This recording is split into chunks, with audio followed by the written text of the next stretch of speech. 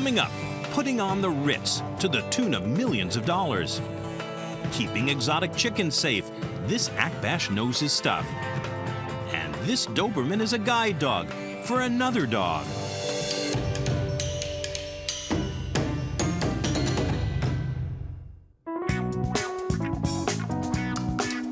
Meet Zelda, supermodel.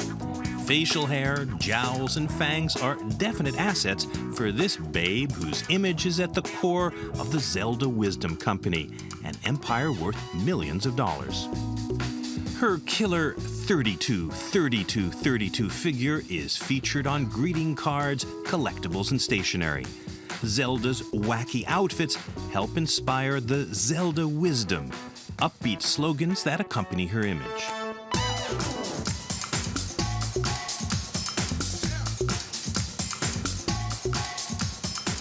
Tomorrow is the swimsuit shoot, but Zelda has put on a few pounds, so the suits may not fit.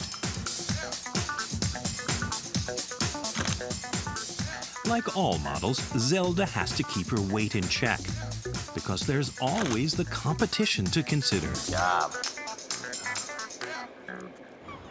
Zelda, the multimillionaire, shares her luxury mansion with marketing maven Carol Gardner and another Zelda.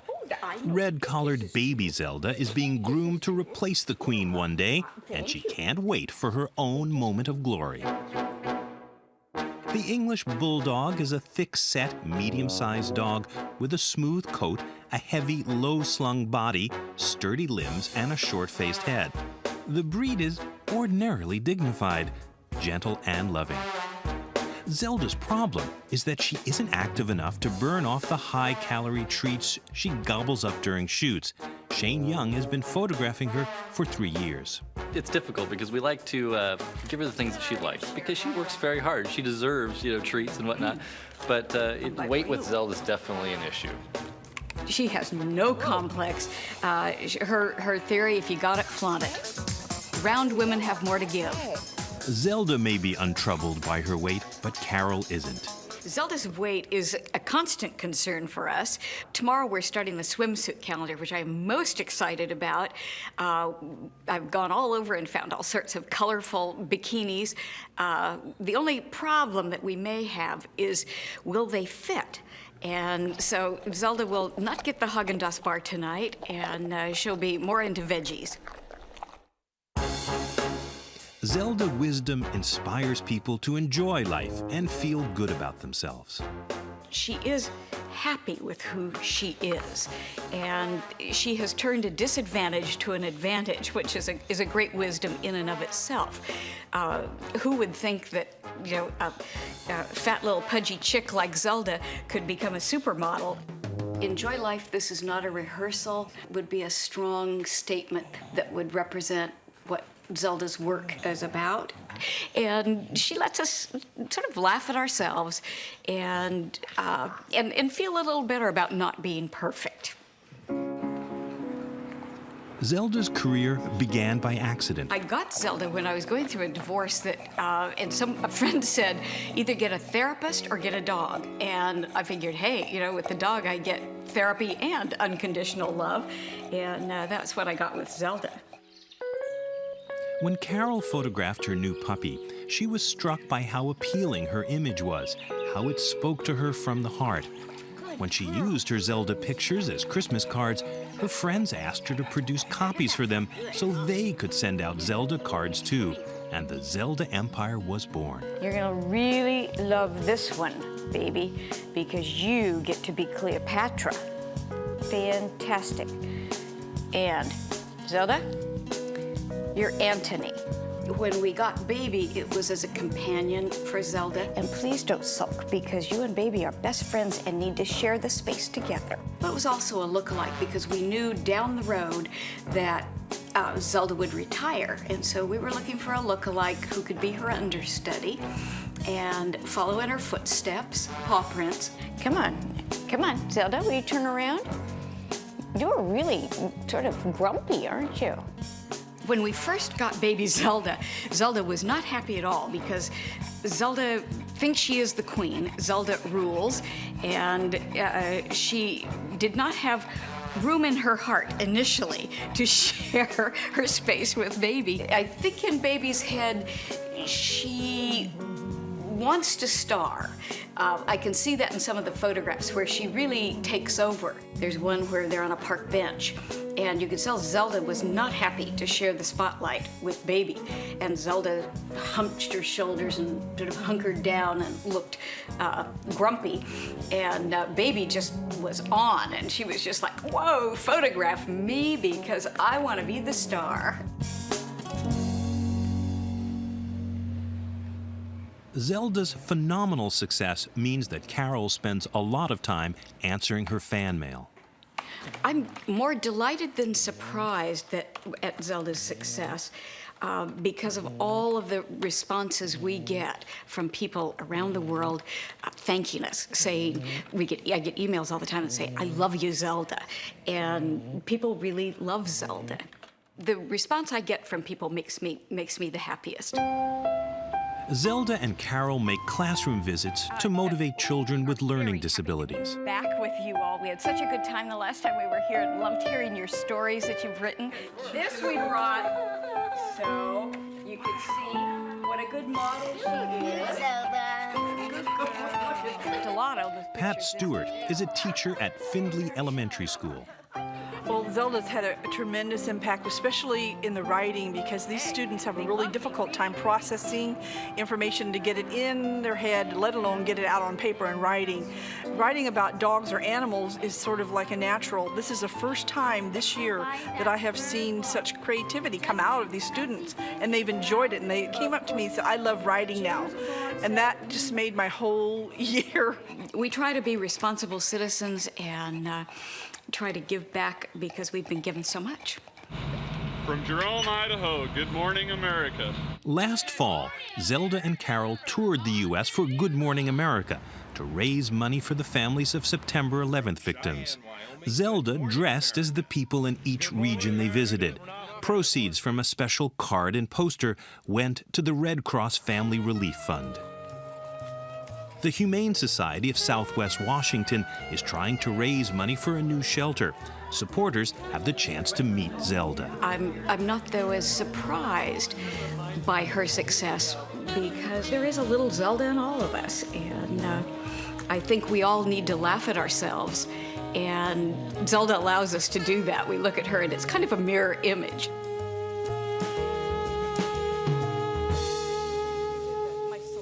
Today is the swimsuit shoot. Carol and Shane size up Zelda's suits. I love this one. This is great. You think she'll still fit in that, though? Good question. This is the real question. Was this going to fit up top? Well, she's pretty a little top heavy, isn't she? She's a little top heavy, but she's, we're safe. She's 32, 32, 32. Yeah. Looks like a tight squeeze, but the suit fits.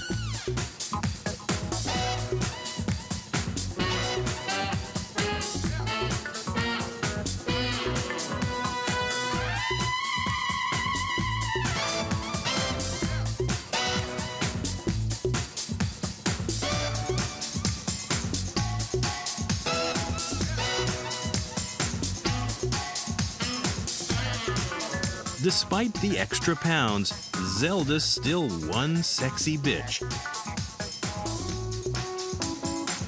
Meanwhile, back at home, Baby has to be patient. Zelda still rules.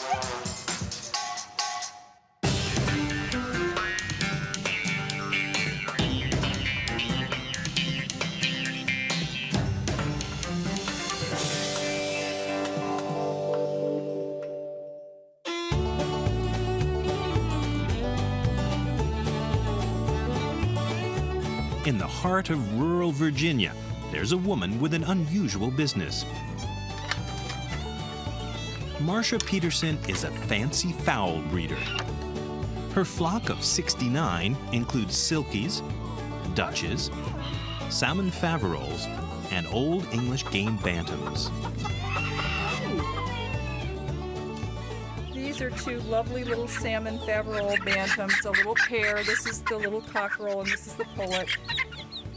These little chicks would make a tasty meal for the predators that surround Marcia's farm. She's lost chickens to predators before, but not since she's had Azili. Azili is Marcia's favorite of 4 Akbash dogs who guard her chickens. These 8-week-old chicks will be going to a new home tomorrow.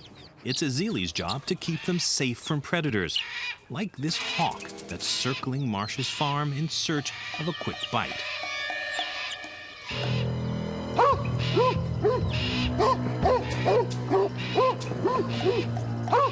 Azili scares away the hawk, and the chicks are safe from harm. For now. I established the pet chicken connection about a year ago in hopes of promoting them as an alternative pet. And what enables me to have these birds in the kind of setting that we have here is Azili and the rest of the dogs. They keep these birds alive in the woods where we're surrounded by predators. We have raccoons, possums, foxes, roving cats and dogs, birds of prey. And these dogs are on duty 24 hours a day, 7 days a week.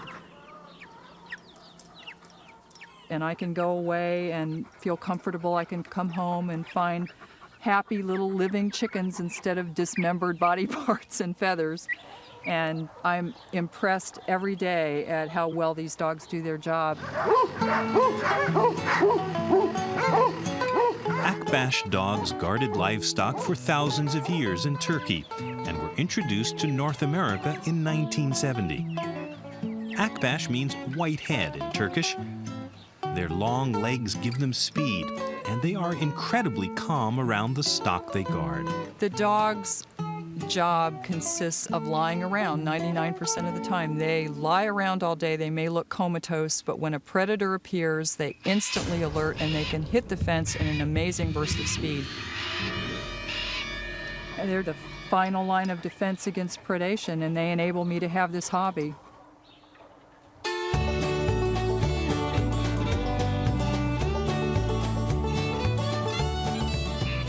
Oh, this is Dutch. He's probably my favorite little rooster. He's a blue-silver Dutch Bantam. And this is Muffin.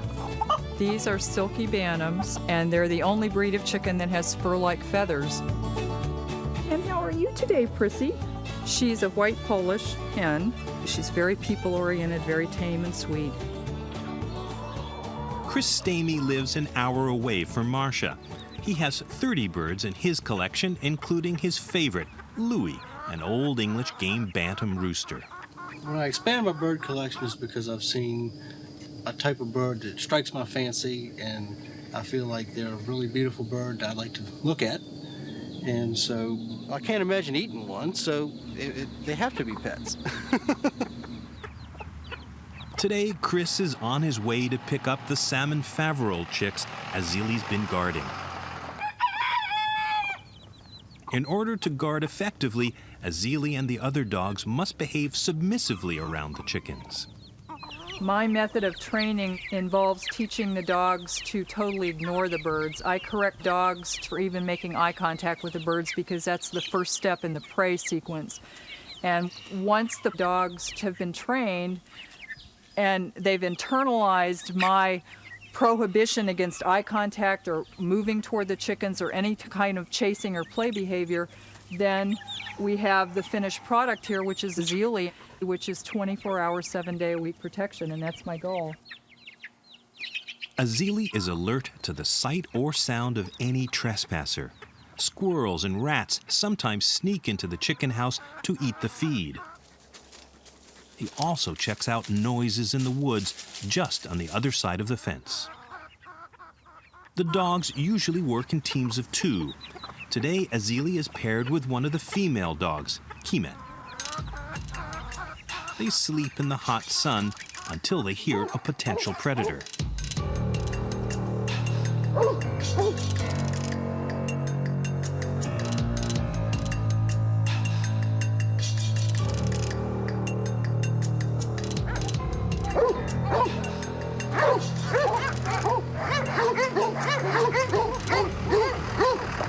It's not a predator.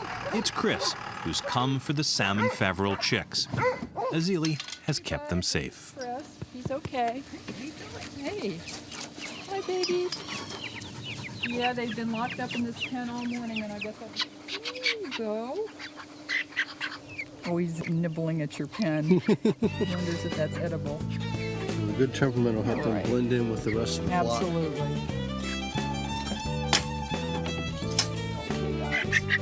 There you go. There you go. Thanks to Azili, the salmon Faverol chicks make it safely to their new home. Come on, young lady. There you go. Azili is the top dog in the household, and he does a very good job guarding my chickens, so his special privilege is to be allowed to come in, enjoy the temperature-controlled utility room, which is his exclusive domain.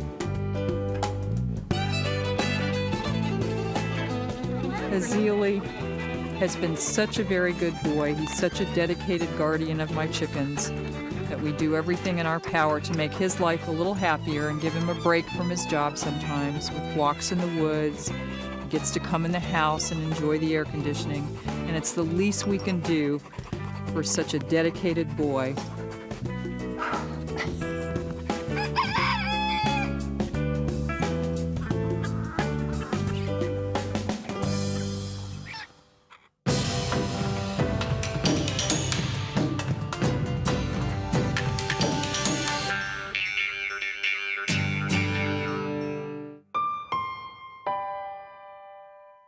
Doberman puppies sell for over $1,000 apiece. But this little puppy is blind, and if nobody takes her, she'll be put down. That would have happened to Emma, but Amy saved her. Amy is a 3-year-old brown Doberman owned by Lisa Gustafson and Elaine Dowd. Last year, on an impromptu visit to the breeder, Amy was drawn to the blind puppy. Amy went right over to the corner and just started staring at this puppy. And the puppy got up and came over, and they touched noses, and they started trying to kiss through the gate. It was just incredible. Elaine and Lisa decided to adopt the black puppy and named her Emma. Emma is now a year old. But the world is a dangerous place for a blind dog. Danger lurks everywhere.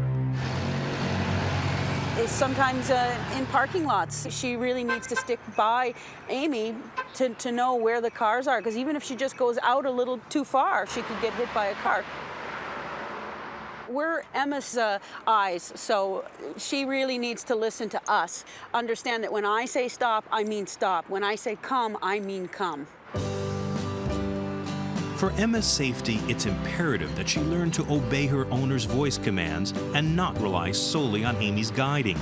Lisa enrolled her in an obedience class. The big test is this afternoon. Emma walks with her head down, depending on her nose and ears to navigate. Amy became her guide dog by accident. She was playing around with a noisy toy, which Emma couldn't help but hear.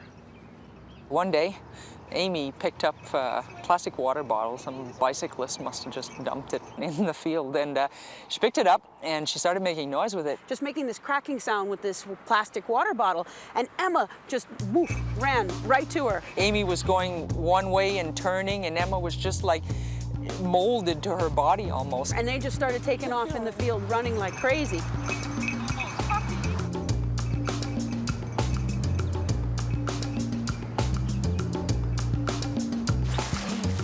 Elaine and Lisa decided to try a bell on Amy so that Emma could follow the sound.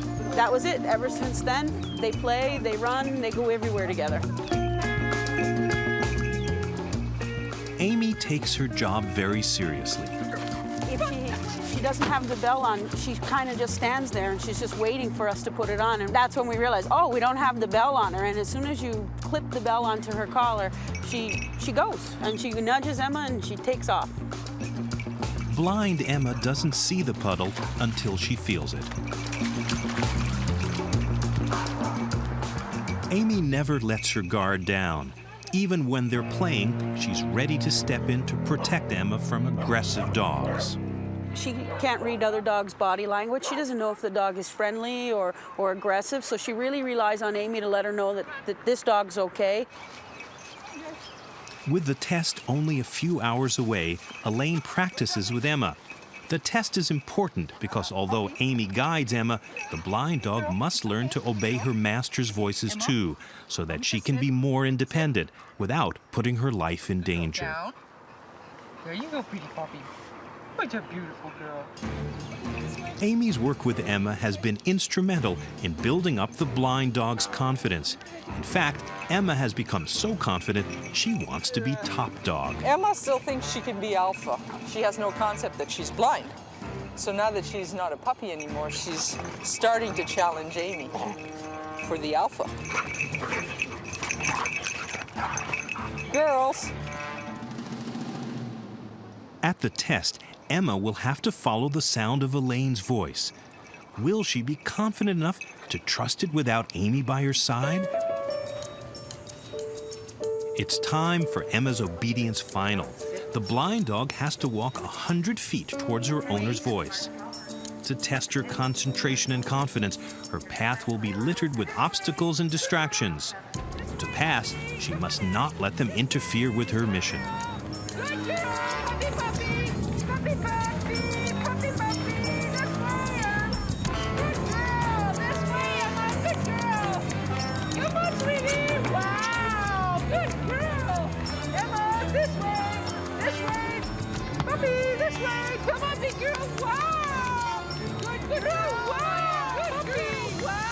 Emma makes it.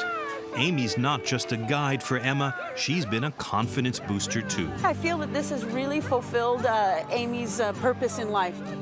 I'm so proud of Amy. I'm so proud that she has the personality and the love to do that for another dog, because there's some dogs that wouldn't want Emma around at all. And I love her to death because she's such a sweetheart and she's just so caring, and I think she's the greatest.